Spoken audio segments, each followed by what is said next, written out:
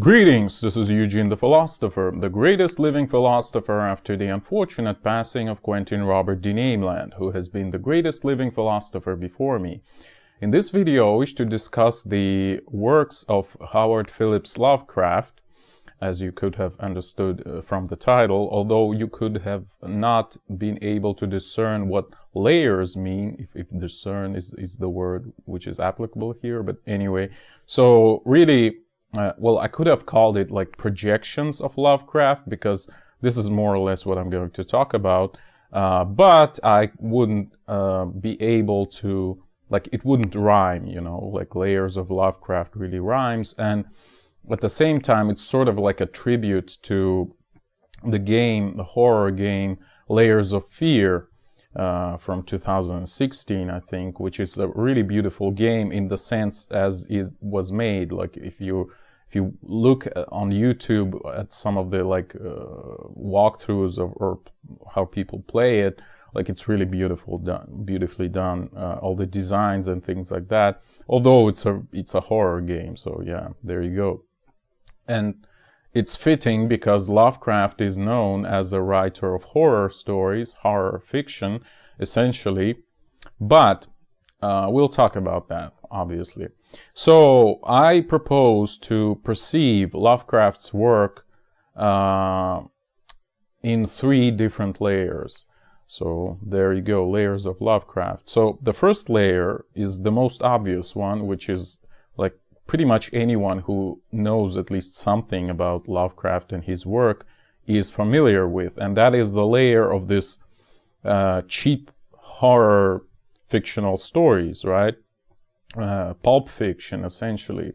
So, as you probably know, Lovecraft was actually publishing his stories in various, like, stupid journals like that, again, pulp fiction, etc.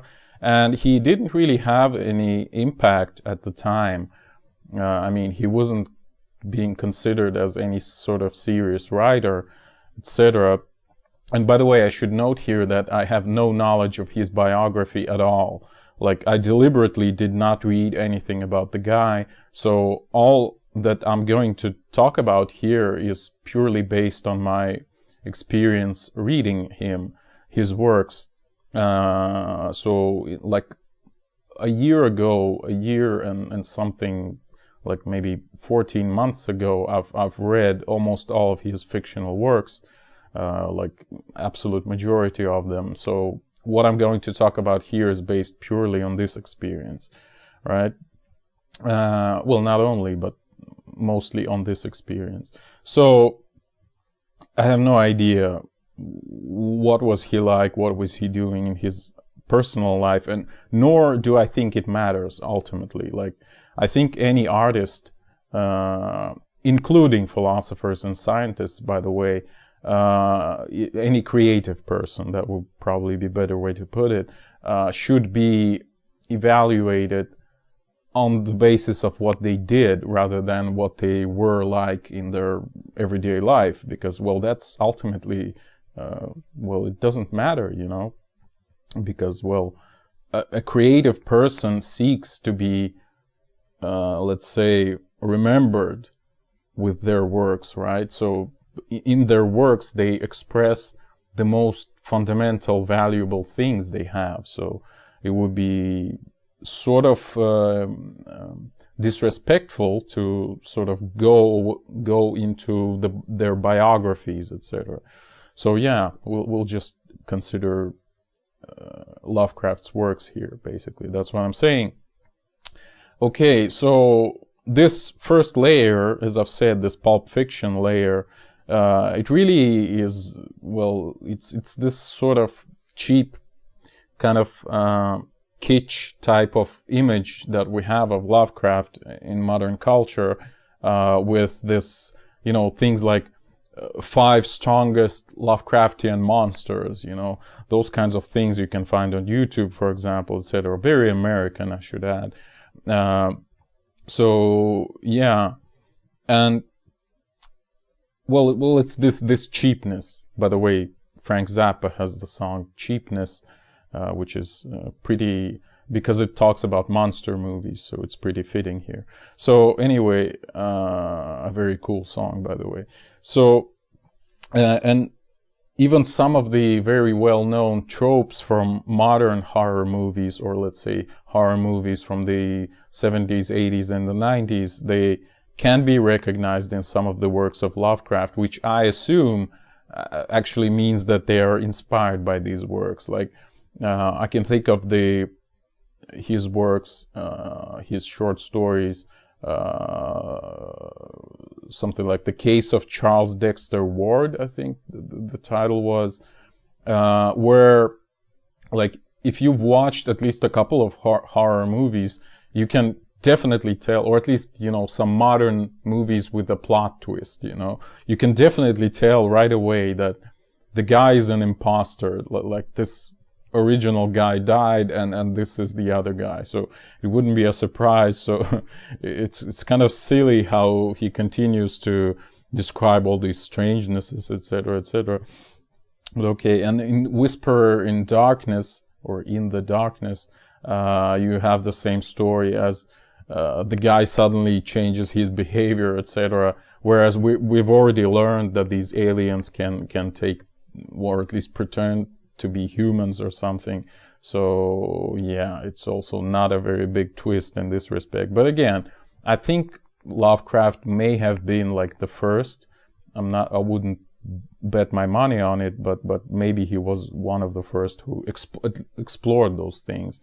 It was just later, you know, copied many times, so now it doesn't seem so original anymore in retrospect, you know. So anyway, that's the first layer, this cheap horror trash kind of thing, you know. But okay, now let's move on to the second layer. Now the second layer is this more rarely recognized cosmic horror of Lovecraft. So it's this more of a philosophical idea that he had in his works, that roughly speaking, we're only a tiny speck in the universe, and the universe, roughly speaking, doesn't care about us, you know, and that's what is horrifying. So we've had this proverbial Nietzschean death of God, a God who was a protector of humanity in many respects, right?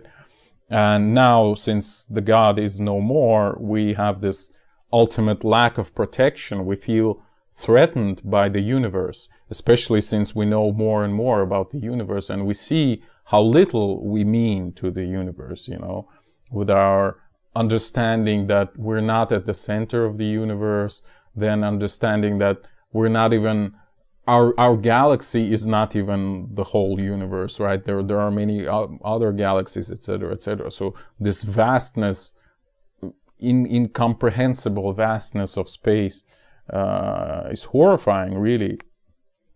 And yeah, so, well, maybe, well, there is some like intuitive belief that science actually can help us in this regard. It can help shield us from this vastness and unknownness, so to speak.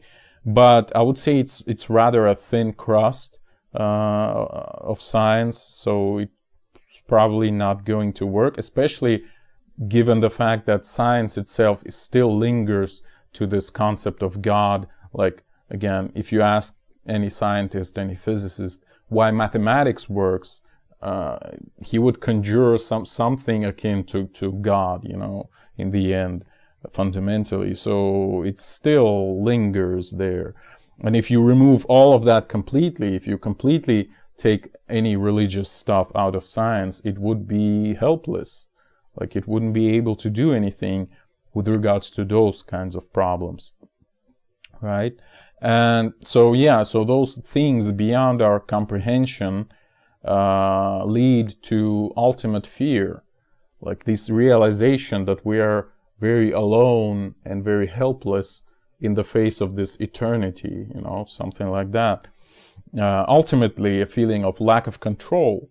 Again, returning to Nietzschean motives of will to power. Well, what is lack of control? Well, well, lack of power fundamentally, right? So we realize how low our own dominance on Earth means in terms of universe, our current dominance on Earth, mind you.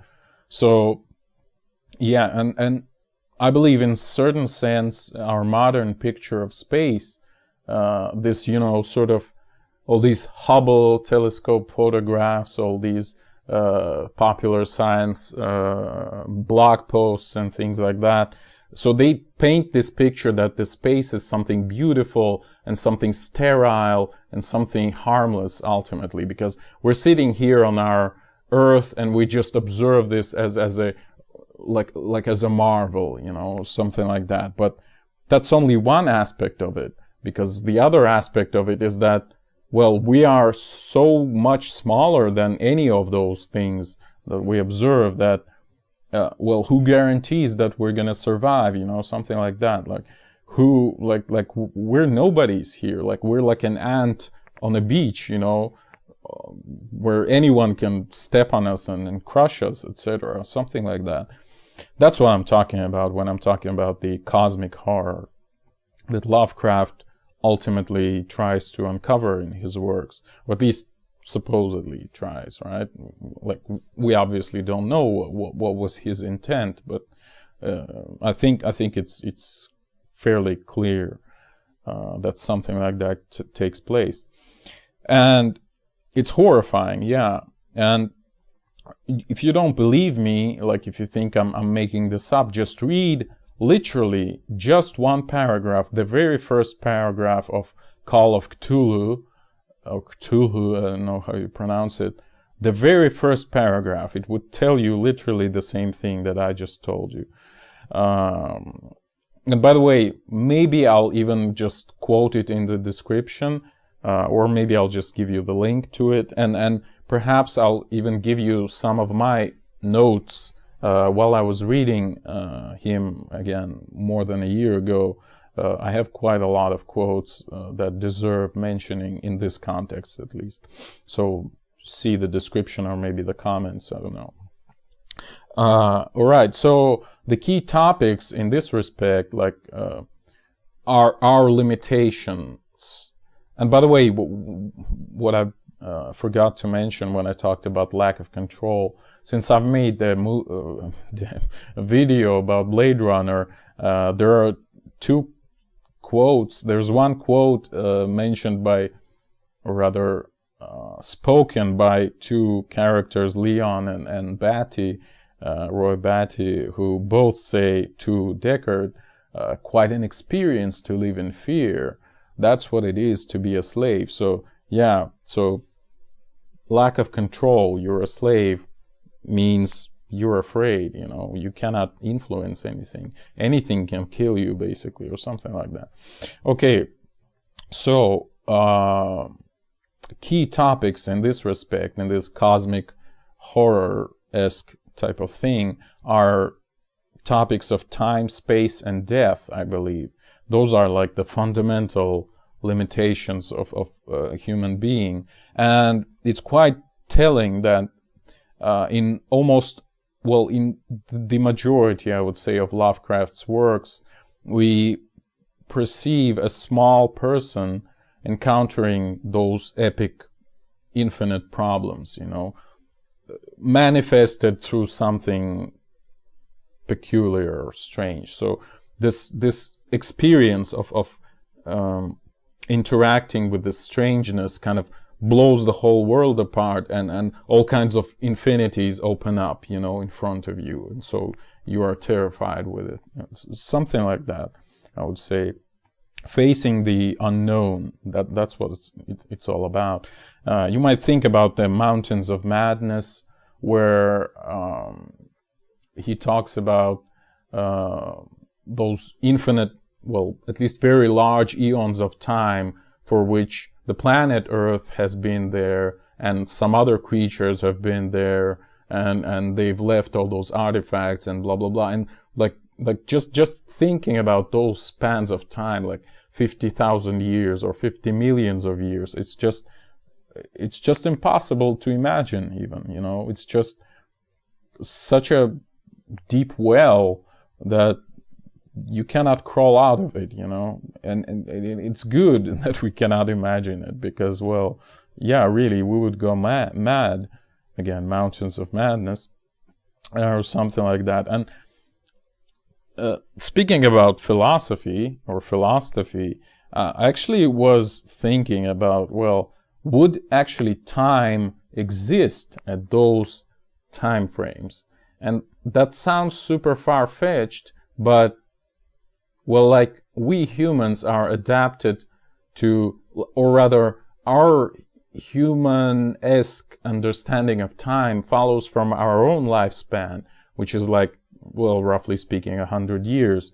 But what if time on larger time frames, although that's tautological, but what if it behaves differently? Like, what if even our concept of, let's say, linear time, or even a cyclical time, what if it's wrong on these larger scales? What if time is something else completely, you know?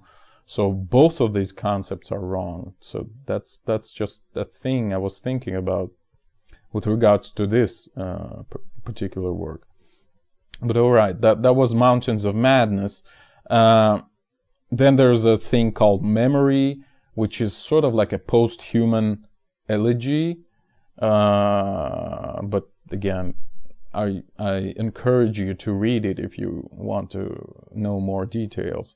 Because, well, almost everything Lovecraft wrote is like short stories. Like they're literally very short. But there are some exceptions, and I'll talk about one important exception later in this video. So, or you might think about Herbert West Reanimator, this thing where, again, this issue of death is explored, how this guy tries to resurrect people who, like, died recently, and he tries to acquire bodies, so he goes to war to find, like, just literally very fresh bodies, basically. That's what he needed. And then in the end, they come back to him and kill him. Basically, that's what happens. I told you that spoilers don't really spoil anything. It's still a cool piece. You might read it. It's very interesting. All right, and then Cool Air is another similar work where a guy basically is dying, but he cools himself down like to a super low temperature so that he would be alive, even though, like, technically he's already dead, or something to that effect. Then this again, case of Charles Dexter Ward that I've already mentioned, where these alchemists actually resurrect people who are long gone, so to speak. So they kind of clone them in some sense, but with all their memories, etc. So they clone all kinds of famous people to sort of know their secrets and things like that. Or From Beyond, which I've already mentioned in one of my other videos, and I don't quite remember. I think it was The Onion of Aliens, part 3 maybe. At the very end, I probably mentioned it, where, well, just this idea that we cannot perceive aliens, but with some help from technology we may be able to, and they're everywhere, like everywhere around us, we just cannot see them, or something to that effect. And then Shunned House, another thing where it's also playing with this issue of death, where there's like a vampire under this house, and like it's some weird creature, etc., etc. So yeah, so definitely ultimately it's the exploration of all these topics: space, time, death, like, etc., etc. So yeah. Oh, and by the way, when I've talked about returning to my own video about nonlinearity in time, I just wish to reinforce this point, which I'm not sure was made, which I'm not sure I've given enough credit to, so to speak. So the point was that where the concept of time comes from. And again, returning to this issue of mountains of madness. So what I was meaning to say, what I wanted to say was that even if we perceive the same input, we as a nonlinear system perceive some difference as the output, as our perception being the output. So we assume through the difference of output, that something else changed. And even though all the input is the same, then we assume that there is some other entity that changed, and this other entity is time. So that's what I wanted to say in my stupid explanation of how time is connected to nonlinearity. All right. So, yeah, so we have all these examples of this cosmic horror unfolding, so to speak, in all these particular cases. And we have also many works, many short stories about unknown creatures, like old religious cults serving those like alien ancient gods and things like that. And we have magic, you know, and things like that, or what you might perceive as magic. And this is another understanding, I believe, from Lovecraft that people don't really realize, that, you know, our current perception of magic is that it's something almost technical, right? You need to see like Doctor Strange or how's it called? This recent installment after comics with Benedict Cumberbatch. So it's almost something scientific in some sense, you know, it's some set of rituals that give you, again, this if-then type of structure, which is science essentially, right? So we have this technocratic vision of magic, and actually it's also connected, or rather not connected, but other picture of magic that we have is some sort of, you know, cheerily fairy tales and unicorns and things like that. Of course, we also have a picture of black magic, but it's also sort of pulp fictionized into these, you know, evil magi who do some weird crap. But the other realization you might arrive at while reading Lovecraft, I almost said Starcraft, but is that magic is actually horrifying. Like, if you, in your everyday life, would encounter something magical, like, you would be horrified. Like, it would open up all those infinite voids in front of you, and you probably may go mad or even, like, die out of, you know, just horror. Like, just think about that. Like if something really magical would happen, like some really strange and unknown magical effect, well, that would really freak people out. I'm telling you. So yeah, magic is horrifying, and that's another lesson, I guess, we can learn from Lovecraft's works. But okay, so some other examples would be this Beyond the Wall of Sleep, where he talks about these creatures, one of which, unknown creatures ultimately, one of which became trapped in some idiot's body, and like, well, all kinds of weird things came out of it. And one other interesting thing I wanted to mention is that quantum mechanics and relativity are actually mentioned in some of the works of Lovecraft. And see my video about Cult of Einstein and Hawking, where I talk about this sort of mystical tendency around, I mean, in culture, around quantum mechanics and relativity, and how world wars have helped a lot in this desire of escaping the reality into these mystical worlds of quantum mechanics and relativity. So it definitely helped the development of those theories, or rather, it lended a lot of support in their favor. So, and yeah, well, oh yeah, so quantum mechanics and relativity are mentioned in particular in this shunned house that I've already mentioned, and in dreams in the witch house.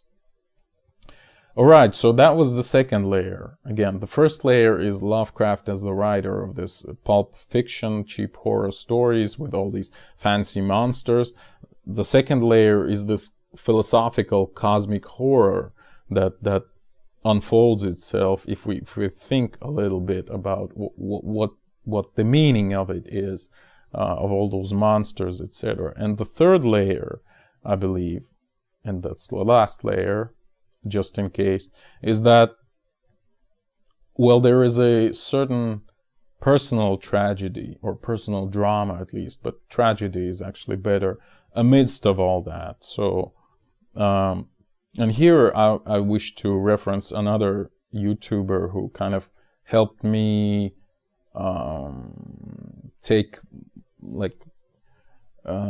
treat this more seriously than I would probably otherwise would, and that's the H. Bomber guy. That's like one word, H. Bomber guy. So he has a video about Lovecraft, essentially, where he describes his own impressions of the movie Cthulhu from 2008 or something like that. And he says that, well, he was pissed off by the movie because, well, firstly, it has nothing to do with Cthulhu. It was actually based on Shadow over Innsmouth, but only super vaguely based, because it talks about some like gay professor who gets into this other city which is controlled by this sect, and they are all like super homophobic, and he feels like super alienated there, right? So something like that. And so the guy was pissed off by this plot because it has nothing to do with Lovecraft, essentially, other than, you know, just the some vague references, let's put it that way, right? But at the same time, well, I don't really know how to segue into this, but he says that later he actually understood it much better. I mean, in his youth he was pissed off by the movie, but later, when he actually discovered his own queerness in sexual sense, he understood the movie much better, and it actually makes a lot of sense.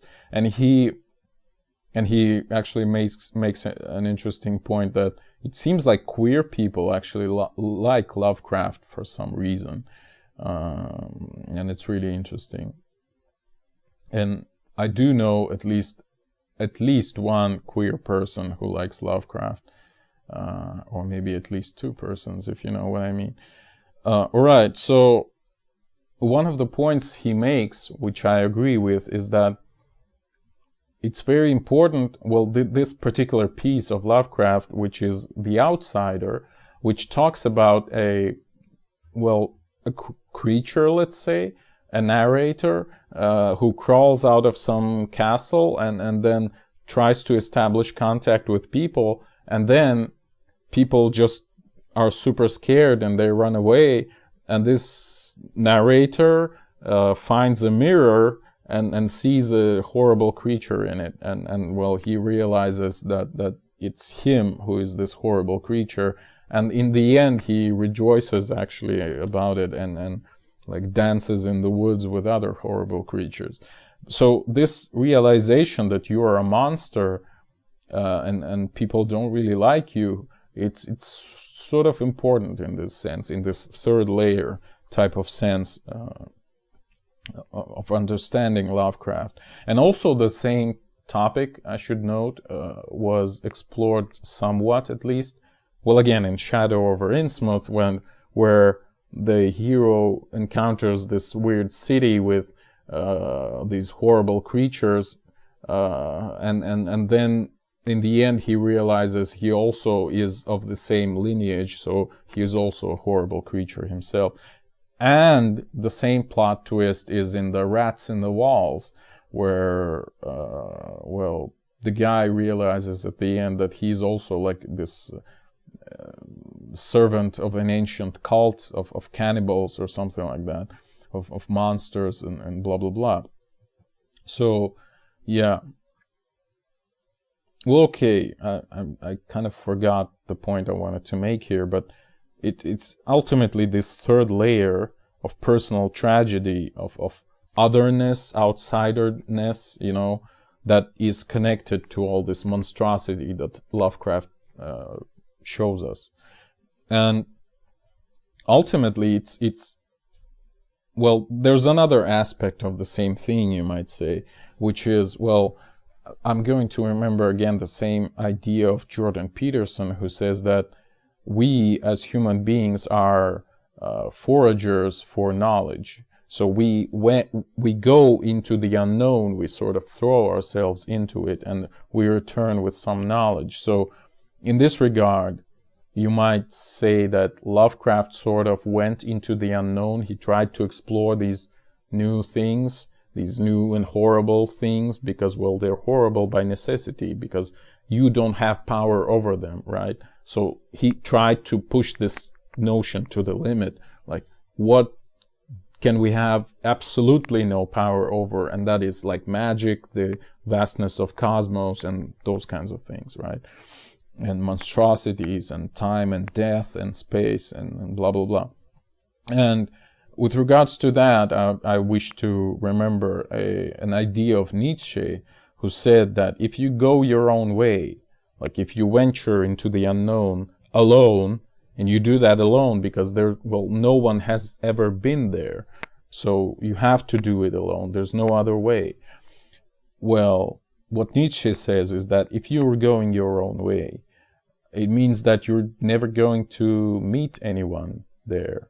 So you'll be ultimately alone, essentially, if you're going your own way. And that's this fundamental realization of this existential loneliness, I guess.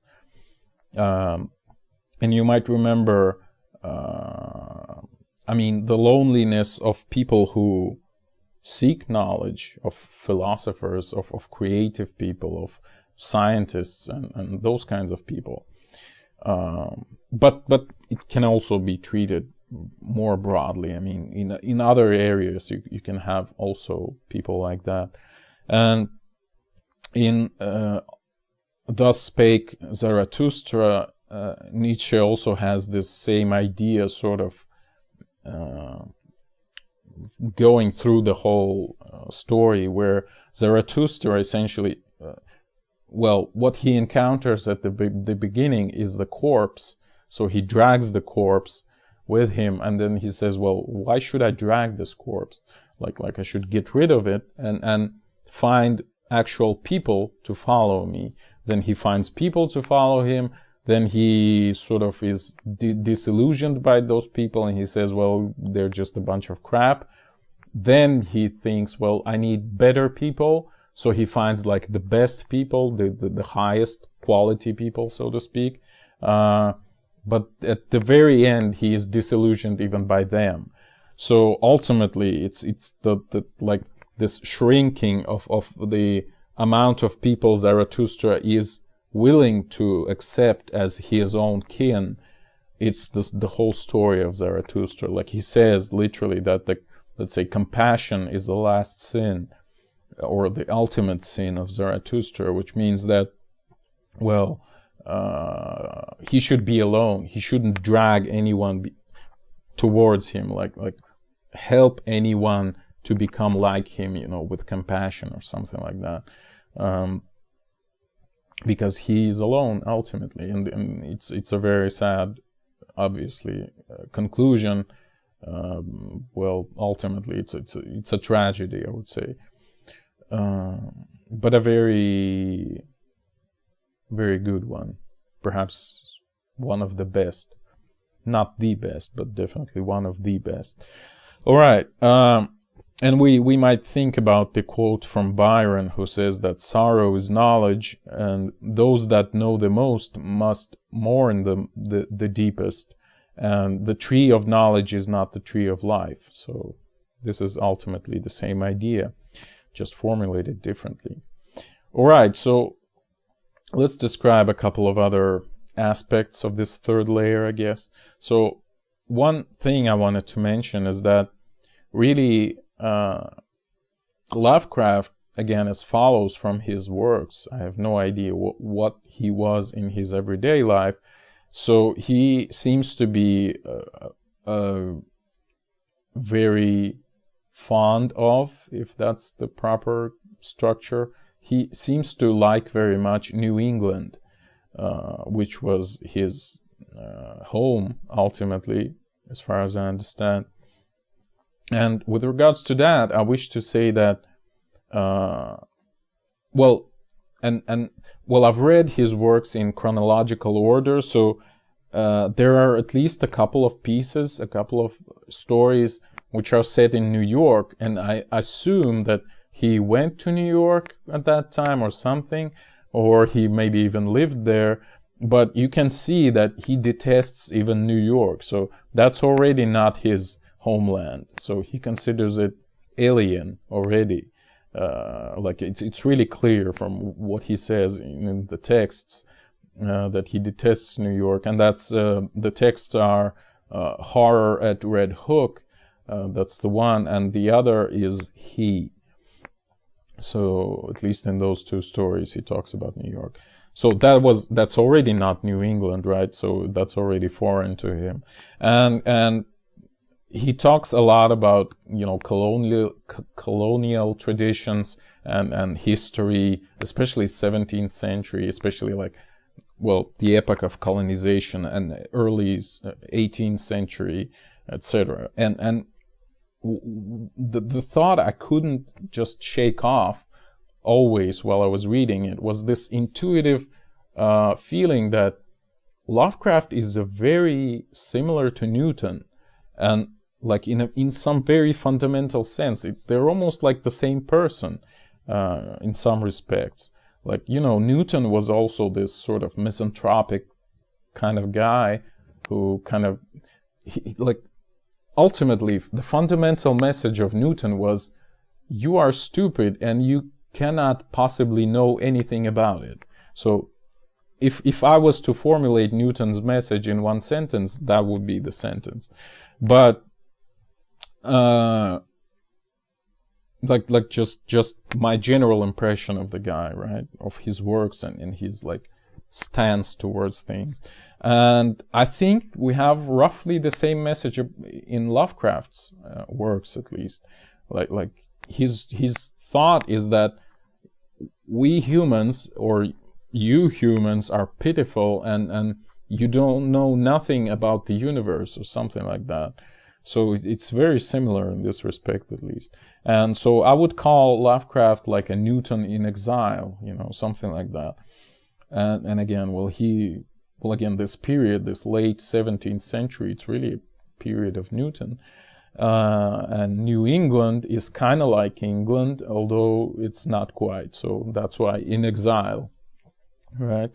All right, so one other idea I wanted to convey here is that perhaps, and I've mentioned this idea already in my bad ending video, where I talked about that all these horrors, all this scary stuff, etc., all this gory, bloody, weird stuff, might be used by certain people to get rid of people because they are shy themselves. So if you are shy, you may try to scare other people away before they scare you, so to speak. So you might cover yourself in all those scary tattoos, and you might do all the gothic kind of stuff, etc., if you are shy, or repeat.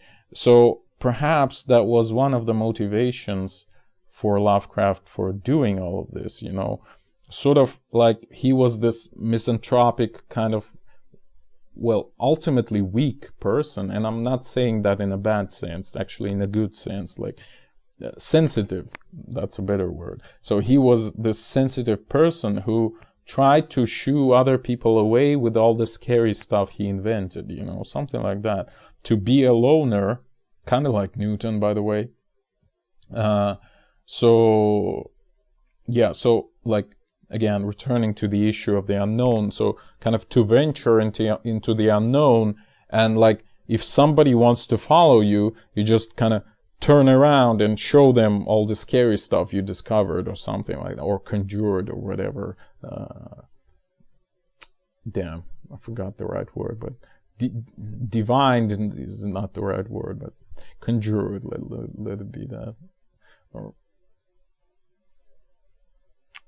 forget it. So to scare those other people away, you know, to follow your own path alone, something like that. So yeah, that's the idea I've had. And it's actually peculiar that even in his own works, Lovecraft, or at least some characters of his, receive literally help from monsters. So these monsters, perhaps figuratively, helped him to keep other people at bay. But literally, in his works, they helped the main character. And it has this, you know, this almost like this very deep, bittersweet feeling about this. Like, in some sense, almost you might say, you're so alone, or Lovecraft was so alone, but I don't want to talk about Lovecraft specifically, because I think it's more general, at least with regards to those types of creative people who venture into the unknown alone.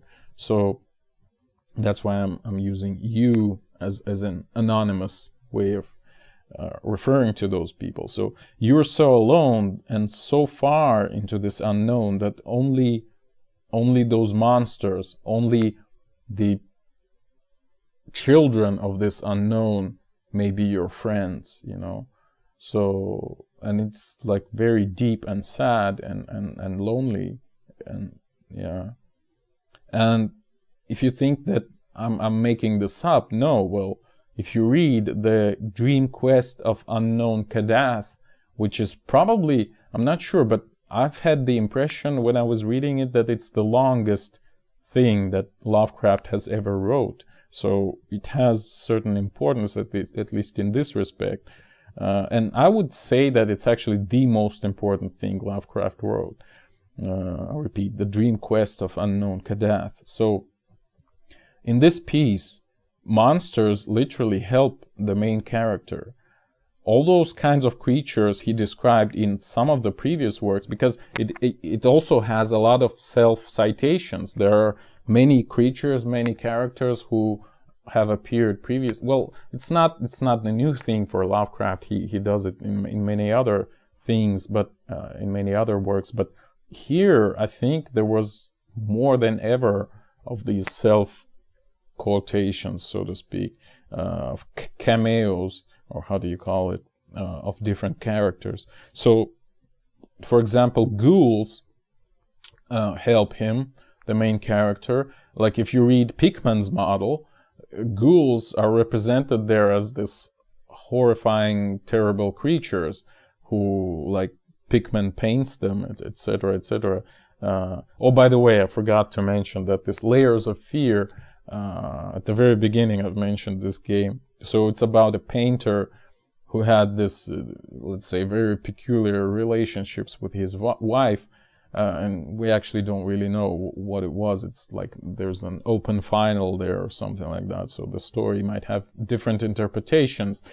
But the point is that he was a painter, so he had those layers on his paintings. So that's the idea. All right, so what I was talking about.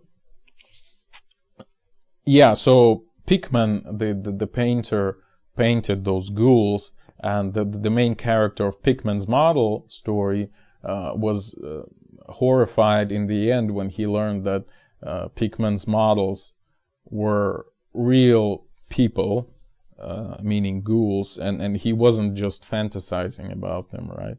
So that was the horror of this story. But in Dream Quest of Unknown Kadath, ghouls, alongside with Pickman, by the way, who also became a ghoul, help him.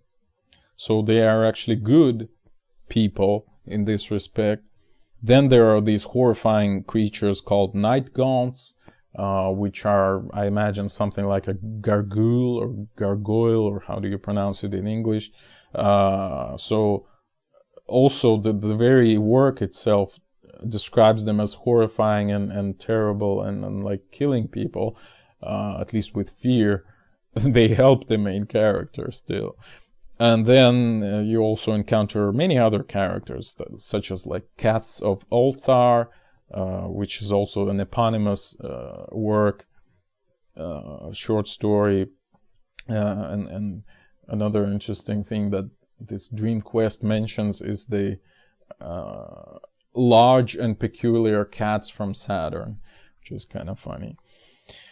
But okay, so ultimately, what the story is all about, and I think I'm gonna wrap this video up with this statement to wrap this third layer. So let me just repeat quickly. So the first layer was this, that the Lovecraft is about this cheap horror fiction, which was also copied many times, etc. So that's like the most superficial understanding of what his work was all about. Now the second layer was that he was more into philosophy and understanding of the littleness of humans, like in the face of the whole universe, like our ultimate defenselessness in front of the universe, or something like that. So this existential horror that we have no protection, like anything can kill us, like the space is infinitely big, even the earth is almost infinitely old with respect to us, etc., etc. And the third layer is this more personal aspect, like how a person arrives to that sort of understanding, or how a person deals with that sort of understanding. And again, any sort of creative person should deal with something like that by necessity, I would say. All right, so to finish this third layer up, I would say that I would just describe shortly the story of this Dream Quest of Unknown Kadath. So the story goes as, and it's going to be a very short, because, well, as I've said, the story itself is probably the longest thing Lovecraft ever written, but it's about a guy named Randolph Carter, I think. Not sure Randolph, but I'm sure about Carter. And so he sees some beautiful city in a dream few times, but then he feels that he can't no longer see this city, if that's the correct phrase. So, and he feels that it's the gods that are pushing him out. They don't let him see the city. But he wants to see it because it's very beautiful. So he goes on this quest to find the gods and to ask them why they don't let him see this city in his dream. And in the end, it turns out that the gods themselves were so fascinated by the city that they saw in his dream that they wanted to live there themselves. So they've left the place where they previously were dwelling and went to this city. So yeah, and we basically understand that at the very end. And what we also understand at like the very end is that it turns out that this city was Boston, and it was Boston that the main character remembered from his like childhood and youth, and it's so, and he wakes up at the very end there, and like it's so nostalgic and touching, and it just makes me cry almost all the time just thinking about it. So thank you for watching. The eons are closing.